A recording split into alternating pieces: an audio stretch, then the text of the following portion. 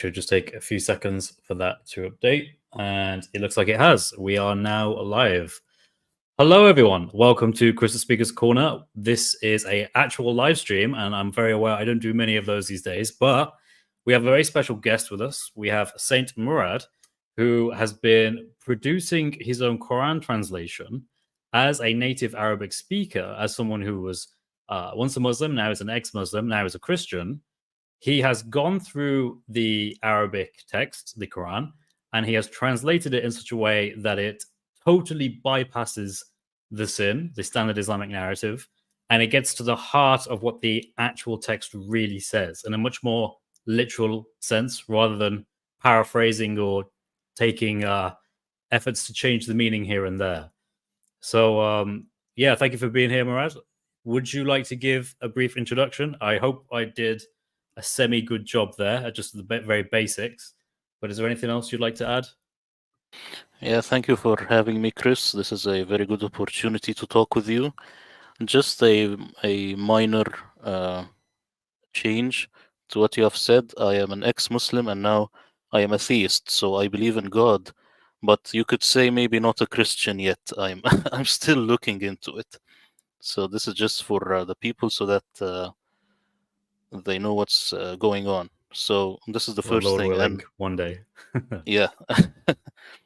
So the presentation tonight will be about the sin, standard Islamic narrative, and why it is wrong, and how the standard Islamic narrative understanding actually corrupts a Quran translation, because all the Quran translations take this into account for fact. So this is what I will talk about tonight. Sounds great. I'm aware you've got a presentation for us. If you want to dive straight in, Murad, I'm happy to get into that. If you want to present your screen. Yeah, I am sharing now. So Yep, we got it. That's yeah, it. is it We can see full it. screen? Yep, that's all good. Okay, so the standard Islamic narrative, or as I call it, the standard Islamic hoax, and people will know why I call it this way. What is the standard Islamic narrative? Well, you have the exegesis of the Quran, you have the hadith, you have the biography of Muhammad, you have Asbab al-Nuzul, which is like reasons for dissension. This is like the literal meaning of the word, but people they translate it as why the verses were revealed or something like that. And you have the Mecca and Medina phases. So verses which were in Mecca, verses which were in Medina. My question is this stuff valid to crack the Quran so that we know exactly what the Quran is talking about? Well, is it a Persian Quran? If I were to give you a Spanish book and ask you to explain it in detail, do you think it would be a good idea to ask someone who knows Spanish? This is a question for you, Chris. What do you think? Yeah, I mean, if you gave me a Spanish book, yeah, I'd like to think that the person who explains it is familiar with Spanish. Yeah. All right, then, why, when it comes to the Quran, you ask someone who does not know Arabic? I am talking about Al Tabari, Al Baghawi, and most of the famous translators. They were from Persia, they didn't speak very good Arabic. Most of them were Persians who didn't know Arabic well. This is why the exegesis of the Quran in most verses is laughable. Back in 2020, I made a video on Islamic Origins channel with Mel, proving that the Umayyads and the Abbasids might actually have been from Central Asia. And in all the depictions of early Muslims, you will find them looking Asian. And this is something in the Arab mindset, they do not like that very much. What is the caliph role in all of this? This is a question no one asks. We are not 100% sure of the motives of the caliphs. A lot of politics was going on, and the caliphs used to decide how you would explain this verse, how you would explain this hadith. Nothing like this could go without the caliph's consent. So why even listen to them? Because it is a general Islamic consensus. I think this is a bad idea. Back to the Persians. Ironically, the Quran is the only book where if you want to know the meaning of a word, you'd never open a dictionary. Instead, you go to these Persians who never lived in the same century as Muhammad, nor were Arabs, nor lived close to the Hijaz. And the main problem with these interpretations is that they are built on flimsy reports. This guy said to this guy, said to this guy, as you know, in the how the Islamic chain is going. Mm-hmm. Who are these people? Why should I base my Quran translation on these tafsirs that are clearly a big sham? So I will ask you at this point, what do you think so far? Yeah, I think the idea that people later could sort of narrate what actually happened is very unlikely, given that it's both political from the Abbasids and the Umayyads time, but it's also obviously trying to explain things.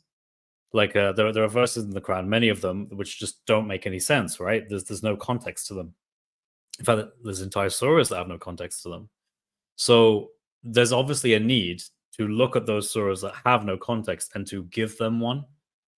So I always find that suspicious when it's used more to explain something that in and of itself is just not giving you any information.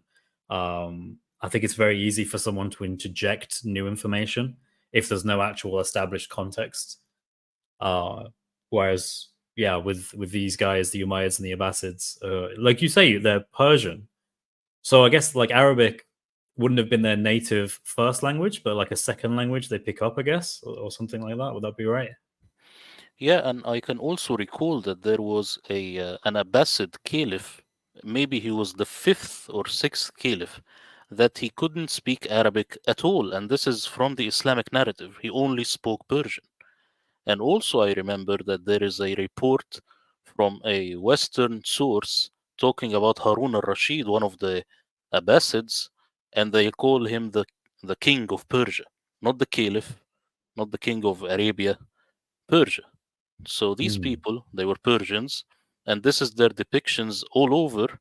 If you look at the earliest depiction of Harun al-Rashid, you will find he looks Asian. He doesn't look like Saladin in the Kingdom of Heaven movie. This is something yeah, that we think of today. that is interesting. Yeah,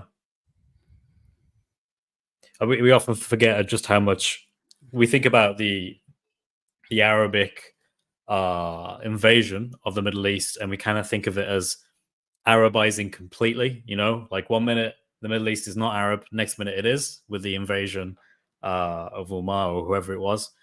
But we forget that there's obviously already established cultures there, and it doesn't just disappear overnight. So Islam and the caliphs and the Umar, they all have to merge with these cultures, and it's kind of interesting trying to figure out exactly what role that had. Yeah, exactly. But as you can see in this presentation, I am looking into the Quran and how all of this actually corrupted the Quran one way or another, because the Quran uh, it emerged from a different place than from these tafsirs. So it made these very big mistakes.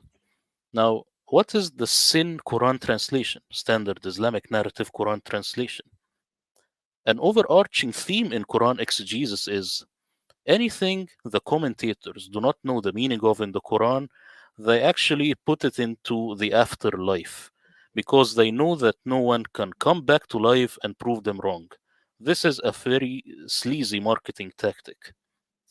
An example would be the word Kawthar in Surah 108, verse 1. They do not know what does this word mean. They say it is a river in paradise. This is pure comedy because, of course, this word has a Syriac meaning and it means something like uh, a lot of praying, abundance in praying, the way that the monks do. But because this word is not Arabic, it's Syriac, they do not know. So they used their Persian understanding to get closer to it and they say it's just a river in paradise, which of course you cannot prove it. That's really interesting because I'm aware of this particular verse because it's often used to claim that Muhammad knew he was going to be in paradise when he dies. Because supposedly they will, even though Muhammad isn't there in the text, his name is not mentioned there, they'll say that this is about Muhammad. And since it references rivers in paradise, this must mean that Muhammad knew he was going to get into Jannah. But that's interesting, knowing that there's actually a big issue with the very translation itself. Yeah, the translators, they're using the sin because they do not have any other alternative. Yeah, But yeah. but that's the reality, is that Kawthar is a Syriac word that has nothing to do with a river in paradise. Interesting. And also they say the phrase, the people of knowledge differed about this issue, about everything. When you ask today's Arabic speaking Muslim apologists, why do Muslim commentators differ about every single issue in the Quran? They will say something like, this is because this is the mercy of Islam, or some stuff like this, which of course is very funny and Yeah, very illogical. it's very fluffy language, right? You know, it's emotional language. This is the beauty of Islam, or this is it's okay, sure. Yeah, and of course you have a lot of experience in Speaker's Corner, and you have seen this stuff over and over again. But this comes from the tafsirs, comes from the exegesis. This fallacious mindset comes from the standard Islamic narrative. So this is because, sorry, the Islamic exegesis is so ignorant about the Quran. This is the reality. That's why they say such weird stuff. They do not have access to the Bible. They do not have access to Syriac, Aramaic, Hebrew, all of this stuff. They were from Persian background, Zoroastrian background, and they didn't know what they were talking about, actually. So just to jump in, so I'm aware that when we talk about people like Bukhari, I know Bukhari is much later in his Hadith side of things, but he was born in Uzbekistan or modern day Uzbekistan, if I remember correctly. So Yes, it kind of yes. goes to show you that some of the greatest thinkers and scholars in Islam are actually based quite far away in very different cultures. So I think like in Bukhari's case, he actually does move closer. I think he moves to like modern day Iraq. But yeah, these people come from very different cultures that aren't so close to the events, and they're trying to learn things as they go by. Especially in Bukhari's case, when he's trying to figure out what did Muhammad say and what did Muhammad not say. Being hundreds, if not thousands, of miles away is probably not a good starting position to find yourself in. Yeah, in this presentation, I will also talk about Bukhari. But for now, what I want to tell the people is that it's a very good idea to detach the Quran from anything that came after it. Not because I am a Quranist, like some people are Quranists, they want to save the Quran. No, this is not the idea. The idea is that now we know that the Quran came from further north, from areas around Syria, Palestine, areas like this. We know this from the text. But Bukhari and Al-Tabari and these exegesis, they came from the east. So they are not really related. This is something that we take for granted today, and actually it was finalized during the Ottoman times. So this is something that I will show after a while. So just this reply is very stupid or absurd. The reply that this is because the mercy of Islam, that they differed about every single issue. Even قُلْ هُوَ اللَّهُ أَحَدٌ, which is say that Allah is one, they differ about the issue. Just to jump in, Murad. Yeah, Hannah Summer, thank you very much for the donation. Means a lot to me. Thank you very, very much. And yes, I'm glad you can. Anyone who's looking, I've actually pinned the link to Murad's Quran translation into English. He's also got one that includes both an English translation and an Arabic translation. If I'm right there, Murad. yeah, And exactly. yep, there's now a link that is pinned. If you guys want to check that out, you can get it at his Buy Me a Coffee store. Okay, so another overarching theme in all these tafsirs or exegesis of the Quran is the phrase Allahu A'lam, meaning Allah is more knowledgeable, fraudulently translated, by the way, as Allah knows best. Actually, it's Allah is more knowledgeable. Allahu A'lam. Why do they use this phrase? It is not because they are humble, it is because they really do not know what the Quran is talking about. I mean, picture this. Someone says, "Excuse me, where is the nearest Starbucks?" And the other guy will say, "Well, basically, there are nine opinions." You will say, "You sir, you are crazy." I wasn't expecting that. But the same guy, he could ask me, "Where is the nearest Starbucks?" 61 9th Avenue. This would be my response. Why? Because I could actually trace the words I use in my Quran translation to the actual dictionary and to Syriac and to Aramaic. So this is a very different thing than the usual Quran exegesis. So now we will shift gears a little bit if you want to interject, or I could continue. So we'll talk about the Sunnah. yeah, I'm fine. Yeah, keep going. Okay, so the Sunnah, it came actually from Transoceania, not Arabia. Here are al-Sihah al-Sitta, the six Sihah. Al-Bukhari, Al-Nisapuri, Al-Qazwini, Al-Ash'ath, Tirmidhi, Al-Nasa'i. So these people, Sahih al-Bukhari, Sahih Muslim, Ibn Majah, these people, the Sihah al-Sitta. Where was al-Bukhari born? Place of birth, Uzbekistan. Hey, I Nisapuri, was right. yeah. Nisapuri from Nisapur, Iran. Al-Qazwini, Iran. Just the name Al-Qazwini, it means the Caspian. So he's from the Caspian Sea. Oh. Al-Ash'ath, Iran. Al-Tirmidhi, Uzbekistan. Al-Nasa'i, Turkmenistan. So these people, they were born very far from where the Prophet of Islam supposedly appeared. Let's pinpoint these places on a map. Uzbekistan, Turkmenistan, Iran. And here is the Persian Gulf and the Caspian Sea. So you can see it's very far east. No one is from Arabia. Plus, oral traditions survive at the same area it was born in, like the indigenous people of America. And since all Sunnah writers came from places other than Arabia, then the claim of oral traditions being passed down from Muhammad is actually fraudulent. Yeah.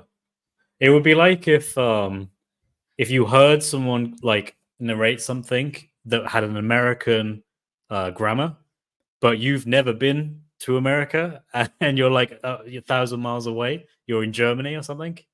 It would be very strange to think that you've accurately got that translation that can go all the way back to a person if you've never been there and the person lived like 100 or 200 years ago. Exactly. So this is exactly the point. So it's not just that it's like Chinese whispers game. No, also there is a problem with geography. So here I ask the question, is Sahih al-Bukhari a hoax? Sahih al-Bukhari doesn't have one original manuscript. This Moroccan scholar called Rashid Eilal wrote a whole book about it. Until now, no one debunked him. The name of the book, Sahih al-Bukhari Nihayat Ustura. In English would be Sahih al-Bukhari, The End of a Myth. And this book is printed in Arabic. Debunking him requires one thing and one thing only, a manuscript from the time of al-Bukhari, or even close. That never happened. Muslim scholars created a pseudoscience called Ilm al-Rijal, or the science of men. Actually, this is hocus pocus because they cannot trace the tradition back to Muhammad. So what about the others, Sahih Muslim and the rest of the Sihah Sitta?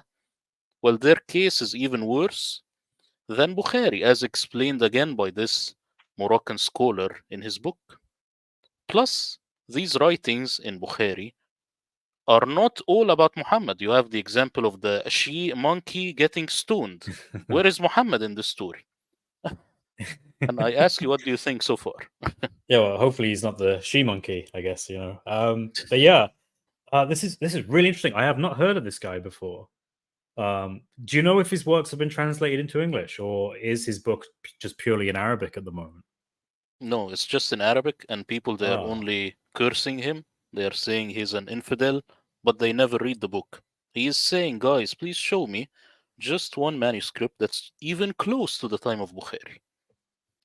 yeah, I'd love to read this, but obviously I'm going to need some kind of translation. But yeah, that is amazing. I am aware of the manuscript problem with Bukhari. He has these Sahih works that he produced with all the most authentic hadith and all the ones that he didn't write down that he destroyed, which I find very suspicious and difficult to accept.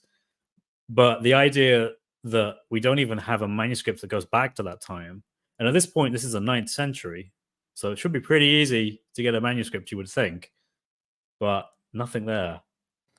Hmm.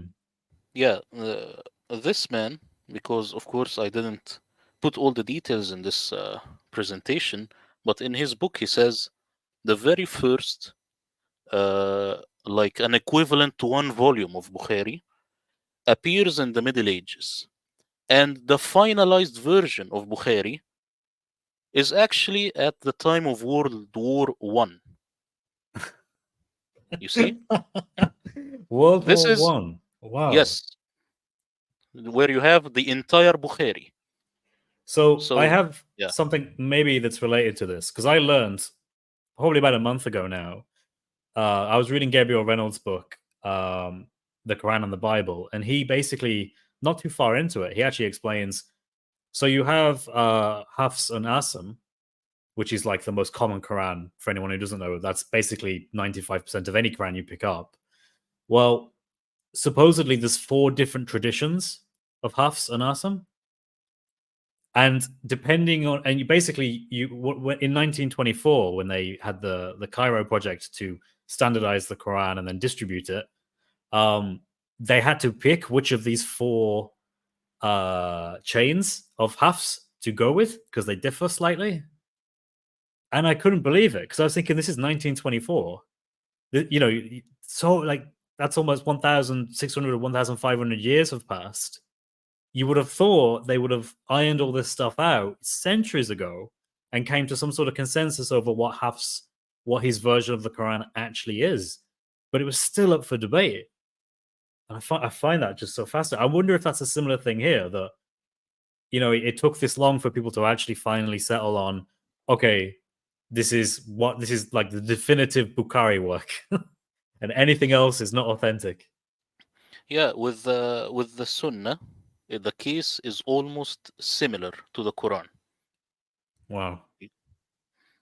That's the idea. Everything was finalized during the Ottoman times with World War One. This is the reality of things. This is the manuscripts that we have, either for Sunnah or, as you are talking about the Quran, for Hafs. They had the problem in Egypt with the exams because they differed a little bit here and there. And Egypt, it followed Hafs, although before it followed Warsh, which followed Morocco. But then they went with Saudi Arabia and followed Hafs. So this is what's going on. They didn't have the final decision till World War One. That's crazy. Really. So bizarre. So now we will move to the biography of Muhammad. It is another standard Islamic narrative hoax. This is the picture of Abu Ja'far al-Mansur, and this is an Abbasid caliph. I think this is the second Abbasid caliph. Also, this is the oldest depiction of him as a Central Asian guy, with the Asian clothes, Asian features. Al-Mansur, the second Abbasid caliph, is the one who requested from Ibn Ishaq to write the biography of Muhammad for his son Al-Mahdi. And this comes from the Islamic tradition, by the way. I'm not making this up. Ibn Ishaq wrote this biography 130 years after Prophet Muhammad's supposed death. Now, what is the problem? Problem is the original of Ibn Ishaq is lost. The original of Al-Bakka'i, which took from Ibn Ishaq, is lost. The original of Ibn Hisham, which took from Ibn Ishaq, is lost. Robert Spencer's Did Muhammad Exist shows very well the problems with the biography of Muhammad, and Crossroads to Islam shows exactly how the archaeology actually leads to Abdul Malik ibn Marwan. So this is the sin biography of Muhammad, very problematic. And of course, if you are a caliph and you ask someone to write a biography for your son, you will write something like Peter Pan, something like King Arthur. You will automatically write something that has fiction because your son wants to hear marvelous stories. So just the beginning of how they wrote the biography of Muhammad is problematic. And I ask you, what do you think so far? Yeah. I have a very low opinion of the biography of Muhammad. I think a lot of it is embellished. A lot of it has probably been destroyed intentionally. I think that was the whole idea behind the science of hadith. It's to basically categorize what people want there to be about Muhammad that's useful in terms of his biography, and to get rid of anything that's embarrassing, like Muhammad reciting satanic verses, and so on and so forth. And they came up with a criteria to be able to do it. I haven't read Robert Spencer's Did Muhammad Exist? I have his Critical Quran, but I don't have this book. And I'm aware he's just published another book, which is also about the. Actually, I think it's a critical biography of Muhammad. Robert Spencer's just released, and I need to get that as well. But yeah, I'm completely with you. I didn't realize we didn't have Ibn Hisham, so that's interesting to learn as well. Yeah, Ibn Hisham, the original, we do not have. We have small fragments from him. And about Robert Spencer, actually, Did Muhammad Exist goes very well with his new book, because in his new book, he shows that almost every single thing we know about Muhammad, it has multiple versions that are not just contradictory, but they are contradictory like crazy. For example, when was he born? They could say he was born at the year of the elephant, or 5 years before the year of the elephant, or 15 years after the year of the elephant. So, this kind of discrepancy is just too much. Also, who was the angel who visited him first? Was it Gabriel? Was it always Gabriel? No, there are versions that it was Seraphil and then Gabriel. Was it real or was it a dream? Also, you have two versions within the Oh wow. standard Islamic narrative. And I think it's important to highlight that when you have those variants that contradict each other, Islam is fundamentally these variants, these hadith, these traditions that always supposedly go back to Muhammad, but because there's differing accounts, they can't all be true. So for them, in there is Islam as a whole, when you take into account the hadith, they have tons of variants and tons of contradictions. They just don't think of it that way because they sort of make the Quran the amazing thing that's perfectly pure, and then everything else, which is what they rely on, they just go, oh, that's not the Quran, it's fine. But really, no, that is your revelation, because that's your entire religion. If you don't have the hadith, you don't have the Sunnah, you don't have anything. So yeah, it's important to keep that in mind. Yeah, exactly. So now we will move to Asbab al-Nuzul, which is, they translate in English, why was this verse revealed? But actually, the literal meaning is verses flying down from heaven, as you can see here in this picture. This is Asbab al-Nuzul. But of course, Muslim translators, they always have it as, why was this verse revealed?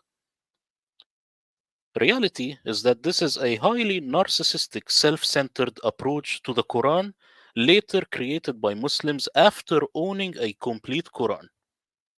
On one level, it is made to cover up the fact that they do not know what the Quran is actually saying, and on a deeper level, it was crafted to forge the life of Muhammad into the Quran, when in reality the Quran does not know Muhammad. And of course, this might be a new theory to you, but I have talked before about the 4 mentions of Muhammad in the Quran.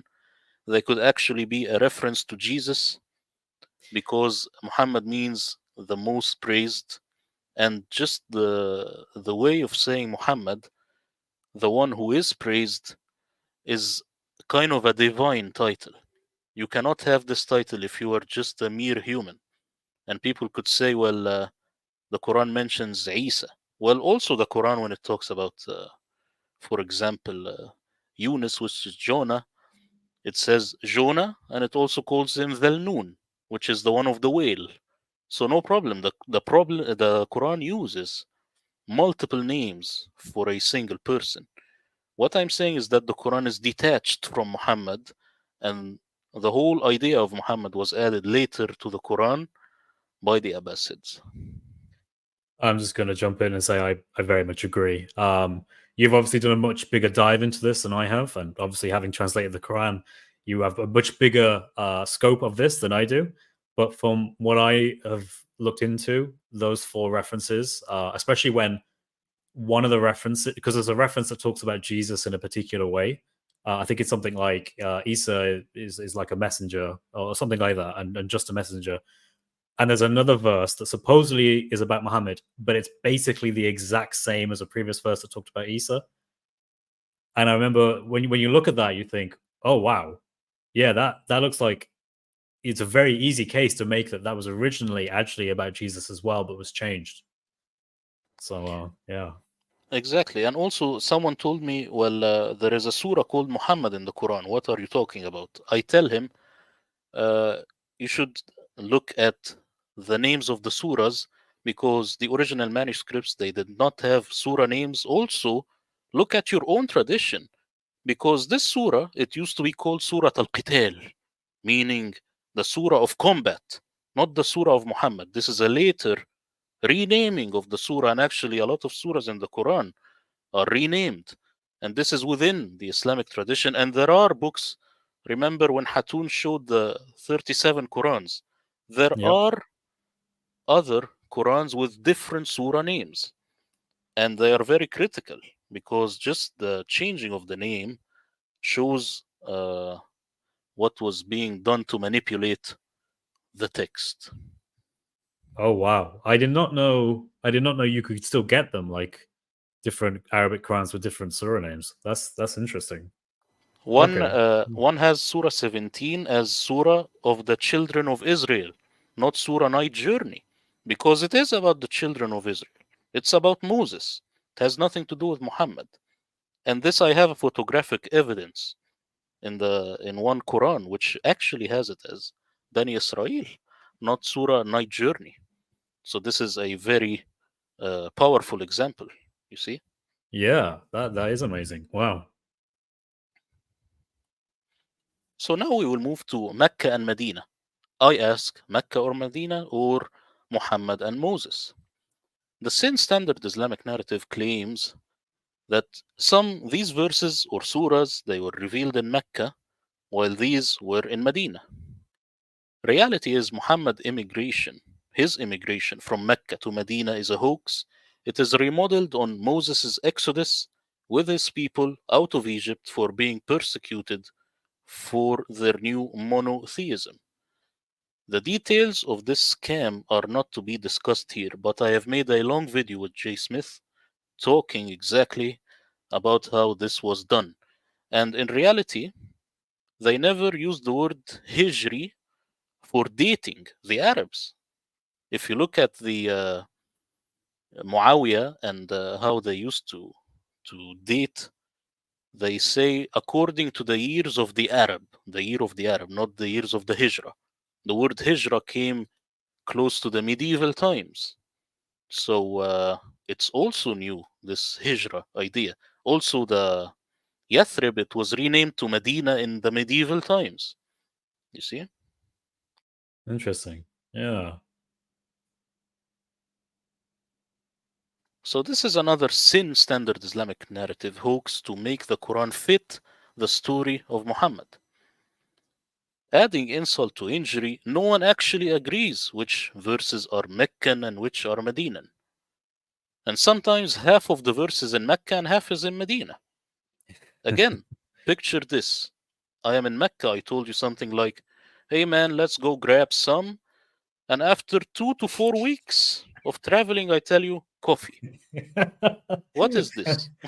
I've always wondered. It is kind of because I've heard that he said a little bit of the surah in Mecca, and then he said the rest of it in Medina, or sometimes it's even more like this little bit in Mecca, this little bit in Medina. Then, and it gets quite strange in thinking on why revelation would come that way.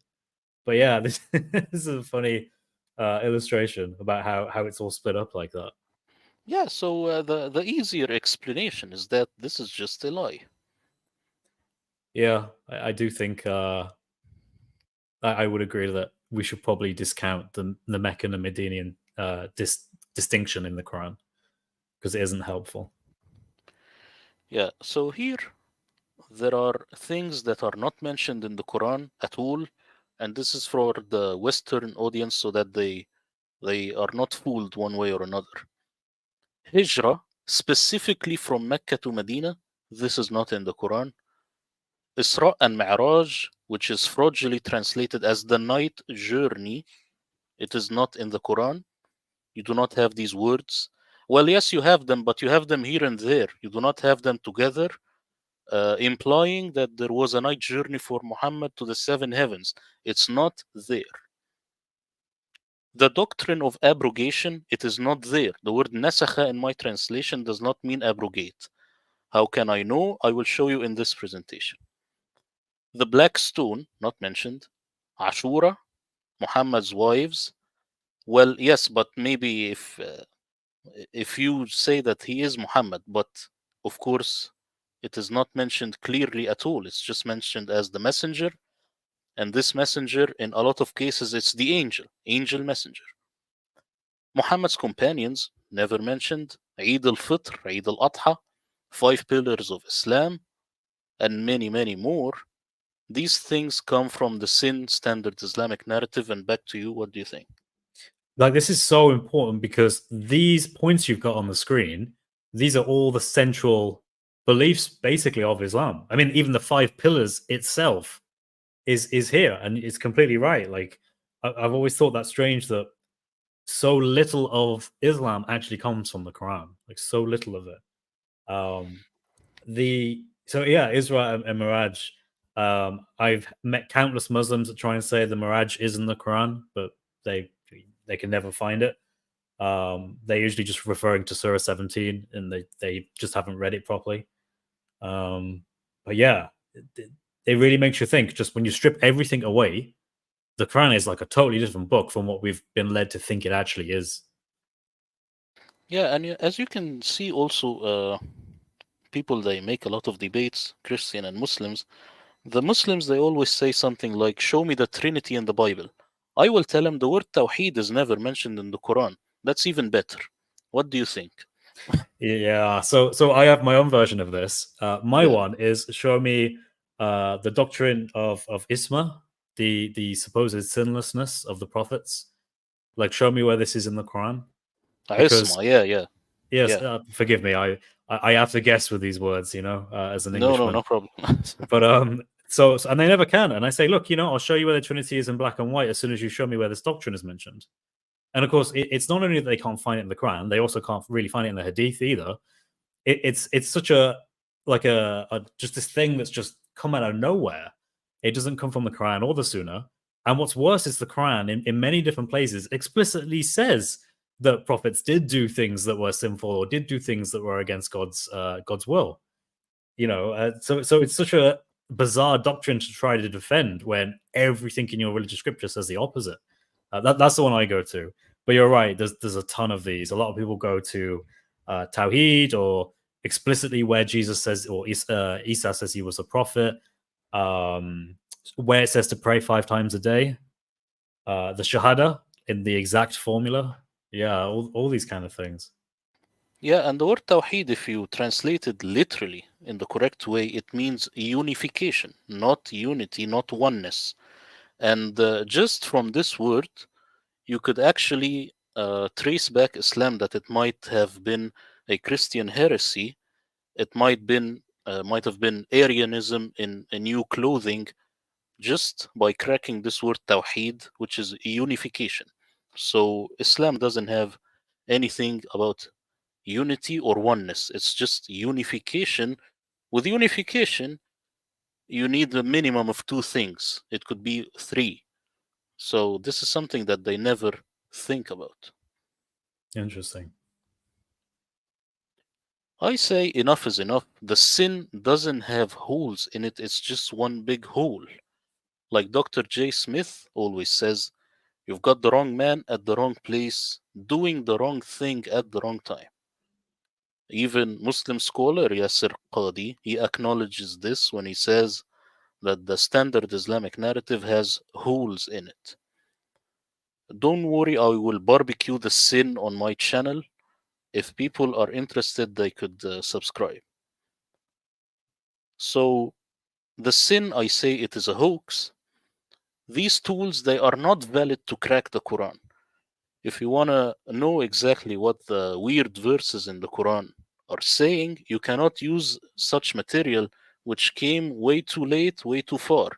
You would need to look at material which came before the Quran. Actually, the Quran itself says, اسألوا أهل الذكر إن كنتم لا تعلمون, which would be, ask the people of the remembrance if you did not know.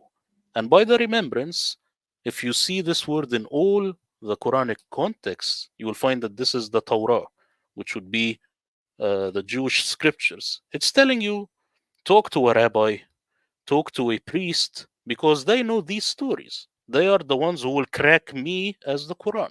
That's what it's saying. But of course, Muslims today, they will tell you, ask the Imam. There was no Imams, there was no Shuyukh.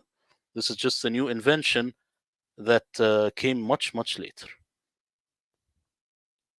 And now I will ask you, what do you think so far? Because I will go to the Muslim and non-Muslim Quran translations. Yeah, absolutely loving this. This is really, really good stuff. Yeah, let's keep going. Okay, now the question with the Bible usually is, which translation is better? But with the Quran, the question is, which translation is worse? Quran translations are so bad and deceptive that there is an online meme. They say this is the science of bracketology, because in the Quran you have more brackets than you have the actual text, because they could never give you the bare Quran, because you will know that it doesn't mention Muhammad. So they have to keep shoving him in there. Now, what did these translators have before translating the Quran? So you have Muslim translators and you have Christian translators like Robert Spencer and Osama Dakdok. Osama I love, of course, and this has nothing to do with his translation. It's just that I am saying we used very different methodology. They used the Sin standard Islamic narrative to translate the Quran, to crack the code. The Quran is the only book in history in which, when you want to translate it, you never open a dictionary, but you go to writings written by Persians who are way too late and way too far. Muslim and non Muslim Quran translators started by translating from Surah 1 without creating their own concordance. This is evident from their lack of consistency in word choice. In reality, the Quran is very poor in vocabulary. So when you read it in English, you will feel that it has very rich vocabulary when this is not the case. Here we will look at how the sin corrupts a Quran translation. This is the famous verse which is about abrogation. It says, ما ننسخ من آية أو ننسها. ننسخ, they say abrogate. Almost every single Quran translation uses the word abrogate a verse. This is sad because if you look at this same word, it's mentioned 4 times in the Quran. ننسخ, and here أخذ الألواح في نسختها فينسخ نستنسخ. 4 mentions. The Arabic word nasakha has a common theme in all these contexts. Did they know the common theme? No, they didn't. That's why here they will say abrogate, and here they will say transcribe, and here they will say write, and all of this stuff. Why? Hmm. Because they didn't create their own concordance.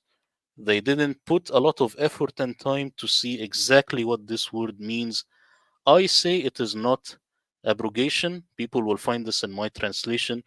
They will be shocked from my translation, of course.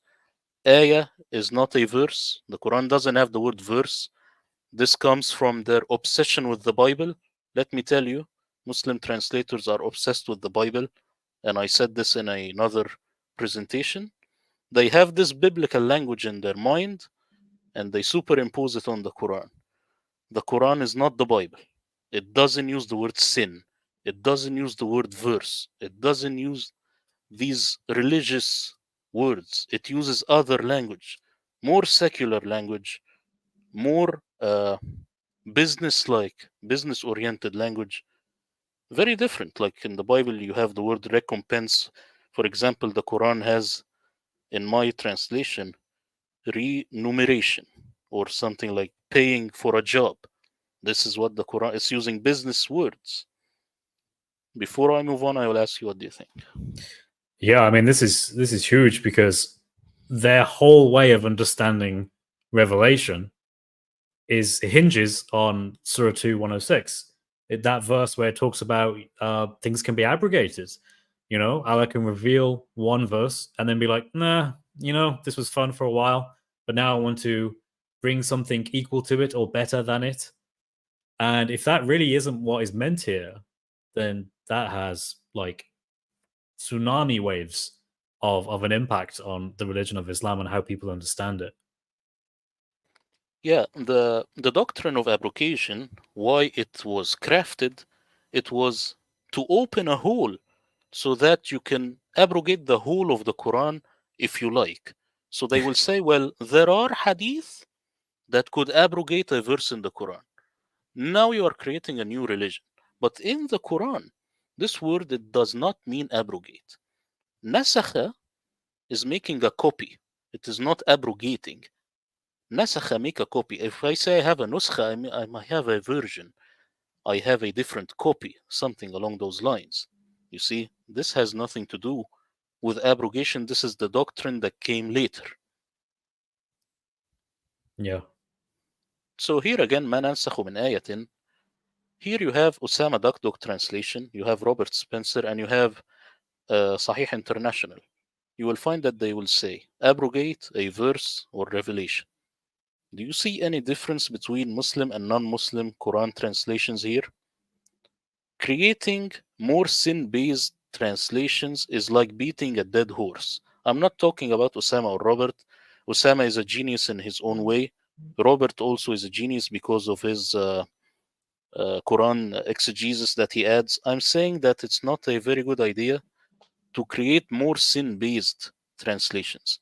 We need to get out of the sin because in my translation, you do not have verse or abrogate. And I have a very powerful case I could show you in every single context why these words are not what the author is intending. For example, here you will have Robert and Osama, they will say jihad means fight the infidels. I say jihad used to mean exert effort. This is without the sin. With the sin, it is holy war or fight the infidels. It's as if they are saying gay only used to mean homosexual, and I am saying, well, in the 50s, that used to mean happy, flamboyant. Now it strictly means homosexual. That's what I'm saying. That's the difference in methodology, the difference. That's what the sin is hiding. It's hiding this primitive meaning in the Quran. That's why I say they are oranges and I'm an apple, because we are different. We just use a different methodology. They are using what Muslims today believe. I am using what the Quranic author maybe intended and was lost to the sin. So here, the Muslim translators, this camp will say something like the Quran can't be 100% understood, but it is from Allah. And this camp says the Quran cannot be 100% understood because it's from a madman or because it's corrupt, something along those lines. But they are both relying on the sin. They are using the wrong tools to crack the Quran. It's like I want to open an iPhone and I get a knife. No, I should get its very specific tools to open it. Here, the Muslim translators, most of the time, they are liars. They are trying to make Islam look better. But here, the Christian translators, they are sincere. They say it as it is. They try their best to give you what the Quran is actually saying, but using the wrong tools, just like the Muslims here. Now, if I give you white sugar, eggs, baking soda, vanilla, and milk, what will you create? You might create an amazing cake, like the Christian translators. You might create a horrible cake, like the Muslim translators. But in the end, it's a cake because you have the same ingredients, so you will get the same results. Same, standard Islamic narrative, same results. So we've got a big problem. What is the solution? Well, a Quran translation that totally ignored the sin and worked with language only, aka the Murad translation. And I will tell the people to stay tuned. If we get to have another live stream, I will tell them exactly how I created this translation, because sometimes people tell me it's impossible to understand the Quran without the sin. I will tell them why. I did it. How do I crack a word? I check it in every single context in the Quran. Then all of a sudden I know what the author meant. I open the dictionary. I open the ancient Arabic poetry. This stuff that is close to linguistics. Muslims, they say Quran is a linguistic miracle, yet they never obsess about linguistics to crack the Quran. They're obsessing about this guy said to this guy, said to this guy. It's very weird.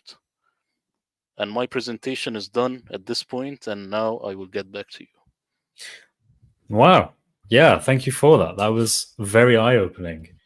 I do very much appreciate that you, with your translation, you're not just taking the standard Islamic narrative that has come to us through generations and generations of Islamic scholars trying to do their best at understanding something that probably can't be understood using their method, but rather you go underneath it. You actually look at, well, let's just take the text, take away the exegesis that has been imposed on it, and let it speak for itself. And I think there's a ton of value in that. And it's definitely going to be very useful for me in my polemics and my conversations with Muslims, in particular when we talk about the Quran and what certain things mean. So that's incredibly helpful. I think maybe we could, if you want to, Murad, we could perhaps have people ask some questions, maybe. Yeah, sure. What do you sure. think? Does that sound good? Yeah, sure. I'm going to go through the chat, but if you guys want to start putting any questions you have for Murad, and I'll pick them up, put them on screen, and you get a chance to get Murad to respond. So there's this one. I think you kind of covered this. But if you just maybe want to talk a little bit more about this, Murad. Yeah, nothing wrong with Robert Spencer's Quran translation. It's just that it's a very different methodology. He used the Islamic understanding of the text. That's what happened. So, for example, he will say, you cannot eat swine because this is the Muslim understanding of the text. In my translation, actually, the Quran doesn't mention swine or pigs. So Muslims can eat bacon. In my translation, there is no abrogation. Why? Because I used just the linguistic method. So it's very different than the translation of Spencer. Nice. Just looking through comments, trying to see anything I want to bring up.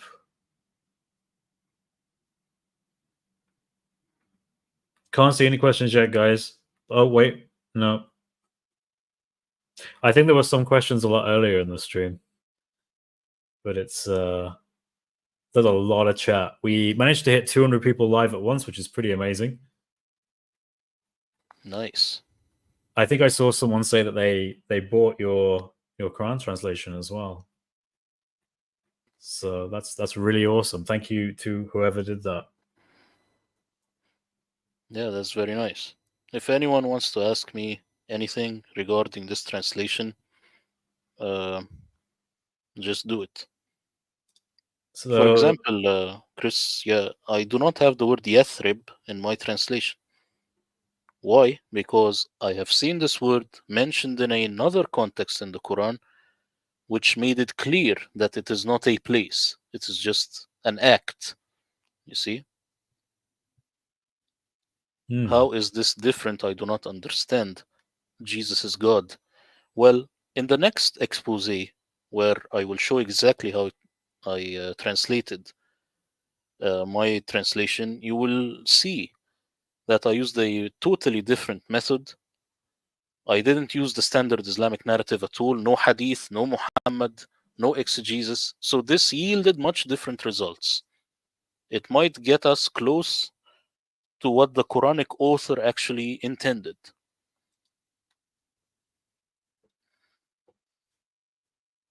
So Schumann Kirk asks, so when can we expect this new translation? Well, they can buy it now. It's in the link. I think the link is in the chat. But the official expose on my channel will be on the 1st of November. This is if you are skeptic and you just want to see exactly how I did my translation. First, you can check it. But if you want to get it now, just get it from the link in the chat and in the description. I would encourage you all to do that. I have a copy myself, so I would very much encourage you all to do the same because it is an amazing translation and very useful for your conversations with Muslims or just for study. Hannah Summer says, is there a place where we can get your semantic and grammatical explanations? Well, all of that will be in my expose on my channel and in future videos. But in my translation, I do not add any commentary, and this is something that you will never find. Any Quran translation, you will find very few brackets here and there, or some form of commentary. That's because they want to add Muhammad in the mix. So mine, it does not have that. It's just a pure translation. Nice. Vonnie says, for Saint Murad, since your translation ignores abrogation rules, then what does it imply if not abrogation? And can you give an example? Well, as I am saying, the word nasakha, it means make a copy. It's talking about signs. Ayah is sign, it's not a verse. So it says that the Quran doesn't duplicate a verse or cause it to be forgotten. That's what it's saying. So this is in my translation. And I have uh, the backing of the Arabic dictionary. If you just say nasakha in the Arabic dictionary, and actually, Chris, there is something very funny. Within the dictionary, it will tell you nasakha means make a copy or have another version or make a duplicate. But Islamically, it means abrogate. That's pretty amazing. Yeah. What Wow. is this? You see? So we have Prima Scriptura says, what is the best lexicon available English readers can use in reading the Quran? To be honest, I do not think there is one. That's Yeah. So yeah. I was on this view as well. I know that there has been a lot of difficulty in actually producing a sort of scholarly accepted critical lexicon or even a concordance as such because there's just so little interest in doing it, bizarrely. That's to my knowledge. Maybe things have changed a little bit, but if anyone is aware of some really amazing lexicons, I'd love to hear them. Yeah, I have created my own concordance, but it's just in a very amateur way. It's not to be published online.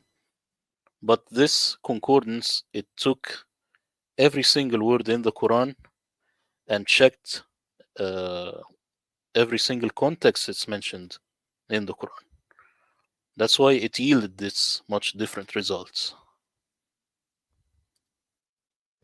We have Hobocop, I think that's how that's meant to be. Is the 7th century Arabic missing vowels? If so, how is it possible for words to be mistaken?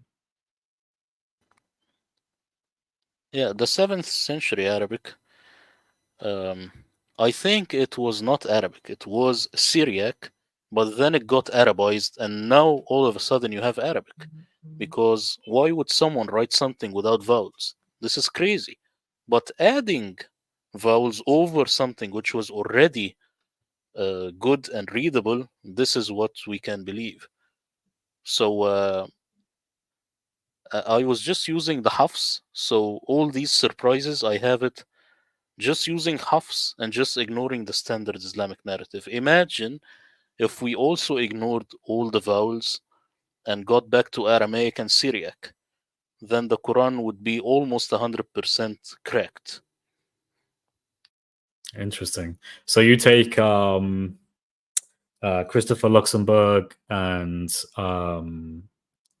Gontolulig? I can't pronounce his name. I'm not sure if that's right. But do you kind of take their understanding that these were like original Syriac lexicons and they've been sort of like co-opted for an Islamic purpose? Is that kind of your view, or? Yeah. Um, but I did not adopt their understanding in my translation. Now, why is that? Because a good Quran concordance was never created. So I created my own, just assuming the Quran to be 100% Arabic and not Syriac. So that if I create another translation in the future, now I can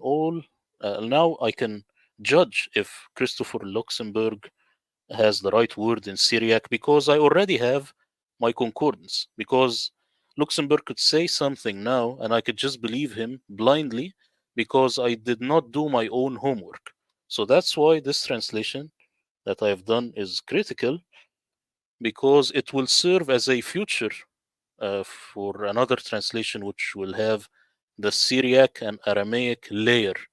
This is like stratas of in the rock. So the Aramaic strata, you cannot um, work just from the Aramaic strata without doing the work with the Arabic, the original Arabic, or the final Arabized, as I say, the final Arabized Hafs. Hmm. So, the question for me, Crystal Speaker's Corner, will you read it live for charity? This is Dijan Petrovanik. Probably absolutely butchered your name, so very big apologies if I have. Possibly, that is a good idea. I'm still sort of coming down from reading the Quran in a terrible English translation. I'm not sure if you saw, Murad, but I read the Quran live for just over 14 hours, just straight. And yeah, the translation I read was also really bad. It was really bad. It took so much liberties with the Arabic text. I mean, I'm not an Arab. I don't know Arabic, so but even I could tell they were taking some liberties. But we'll see what the future holds for that. Cool. I'm gonna say that looks about. Oh wait, maybe one more. I saw something for a second. I'm just trying to find it again. Just scrolling through comments.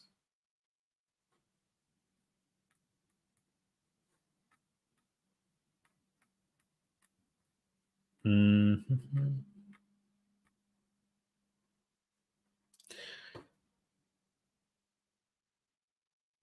Can you ask what would be the best online translators website we can use? Well, anything you will have online, it will have the sin understanding. So if that's what you're asking for, I think the less deceptive one might be Sahih International. It's a little better than Yusuf Ali, a little better than Mustafa Khattab, but they are all just bad. I would go with Osama Dakduk if you want the closest understanding to the sin with the understanding of the Arabic.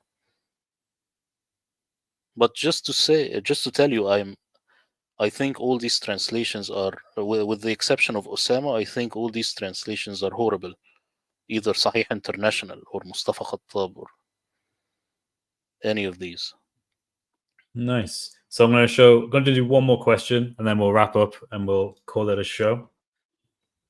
Marcel Al-Hind says, Brother Saint Murad, in Quran 3:7, it says, and then something I do not know. So why did Allah send this book to us? If only Allah understands it, how can we do an interpretation?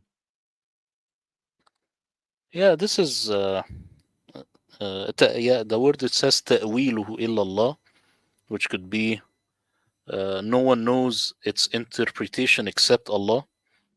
And the Quranic author, usually he flexes his muscle. That's what I see. Now, why is that? Because he wants you to be a Muslim, and a Muslim is someone who submits submissively. That's what you will find in the Quran. You have to be submissive, and you do not have any will. So the Quranic author or Allah is always flexing. Even when it says he is the best of deceivers, it's actually flexing. Like, even if you want to deceive, I am even better. I am good at good and I am good at evil. I will beat you in any game. This is the mindset of the Quranic author, because, of course, I have read it multiple times now, and I see that this author, he's kind of a narcissist. So that's what's going on. I think that makes a lot of sense. Well, thank you very much for joining us, Saint Murad. It's been an absolute pleasure to have you on. I've wanted to have you on my channel for quite a while now. I've been incredibly busy with things, but I'm finally glad I managed to have you on so you could give your presentation. I would like to have you back for your second part, if that's good with you. Yeah, we will definitely arrange the timing.